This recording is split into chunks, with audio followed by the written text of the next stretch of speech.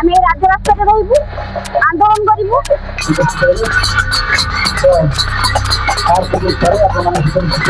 আমার ছটাই বন্ধ করন্তু আমাকে স্থায়ী নিযুক্তি দিয়ন্তু সাফ অন্ডরে দিয়ন্তু কোনসি থার্ড পার্টি অন্ডরে ন দিয়ন্তু এইটা আমার মুখ্য দাবি রହୁଛି আমার ছটাই হয়ে যাইছি এই মাস লাস্ট আমার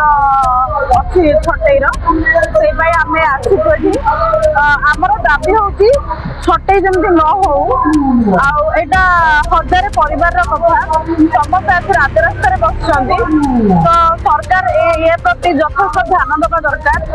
ଆଉ ସରକାର ସବୁବେଳେ କହି ଆସିଛନ୍ତି 33% ଓମେନ୍ ରିଜର୍ଭେସନ କଥା ସରକାର ଜାଣି ରଖିବା ଦରକାର ଯେ ଏ ପ୍ରୋଜେକ୍ଟରେ ଆମର 70% ରୁ ଉର୍ଦ୍ଧ୍ୱ ମହିଳା ମାନେ କାମ କରୁଛନ୍ତି ତ ତାଙ୍କ ପ୍ରତି ଯଥେଷ୍ଟ ନ୍ୟାୟ ଦିଅନ୍ତୁ ଆଉ ଆମ ଏ ପ୍ରୋଜେକ୍ଟରେ 42 ବର୍ଷରୁ ଉର୍ଦ୍ଧ୍ୱ ମଧ୍ୟ ଭାଇ ଭଉଣୀ ମାନେ କାମ କରୁଛନ୍ତି ଯୋଉମାନେ କି ଯଦି ତାଙ୍କ ଜୀବିକା ଯାଉଛି ତ ସେମାନେ କଣ କରିବେ ତାଙ୍କୁ ଆଉ ଅଲଗା ଜାଗାରେ କୌଣସି ନିଯୁକ୍ତି ମିଳିବନି ଏ ସମୟରେ ତ ସରକାର ବିଶେଷ ଧ୍ୟାନ ଦିଅନ୍ତୁ ଏ ପ୍ରତି ଆଉ ଆମର ଆନ୍ଦୋଳନକୁ ବୁଝିକି ସମାଧାନ କରନ୍ତୁ ଆଜି ଆସିଛୁ ଆମେ ସକାଳୁ ଆଜ୍ଞା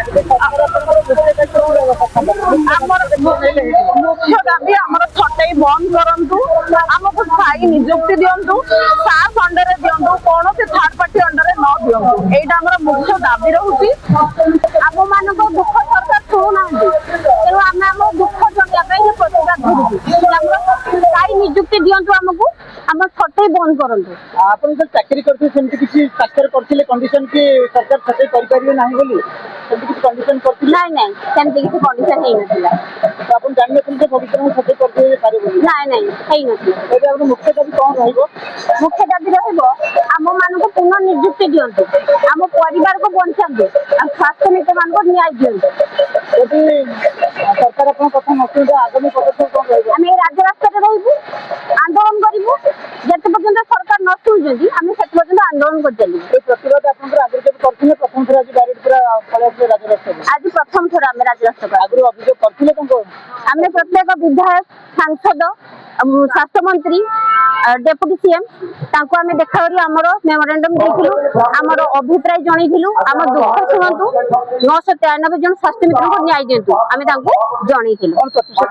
କିଛି ପ୍ରତିଶ୍ରୁତି ଦେଇଥିଲେ ଆମର ଡେପୁଟି ସିଏମ ଆସିଥିଲେ ରଜ ସଂକ୍ରାନ୍ତି ଦିନ ବାଲେଶ୍ୱର ଆସିଥିଲେ ଆମେ ବାଲେଶ୍ୱରର ସ୍ୱାସ୍ଥ୍ୟ ମିତ୍ର ତାଙ୍କୁ ଭେଟିଥିଲୁ ସେ ଆମକୁ ପ୍ରତିଶ୍ରୁତି ଦେଇଥିଲେ କି ମୁଁ 3-4 ଦିନ ଭିତରେ ଆପଣମାନଙ୍କୁ ଜଣେଇବି କିନ୍ତୁ କିଛି ଜଣେଇ ନଥିଲି ଏବେ ଆପଣଙ୍କର ଅନିର୍ଦ୍ଦିଷ୍ଟ କାଳ ପାଇଁ ଏଠି ଅବରୋଧ ଅନଶନ ଆଜ୍ଞା କଣ କହିବେ ସରକାରଙ୍କୁ ସରକାରକୁ ଏତିକି କହିବୁ ଏଇ ଲୋକଙ୍କର ସରକାର ଓଡିଆ अस्मिताଙ୍କ ସରକାର 993 ଜଣ ସ୍ୱାସ୍ଥ୍ୟ ମିତ୍ର ଆପଣଙ୍କ ହାତ ଯୋଡି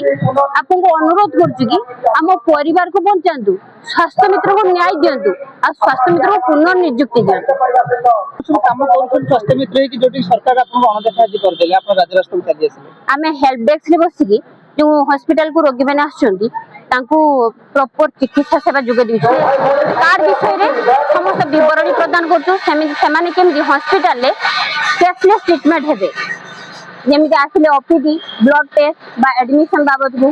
कौन सी रोगर आक्रांत हेले से रोगर डॉक्टर जहाँ डायग्नोसिस करेंगे से रोगर चिकित्सा बाबद को केमी से मागणार सुविधा पाइबे आम से संबंध में अवगत करूँ।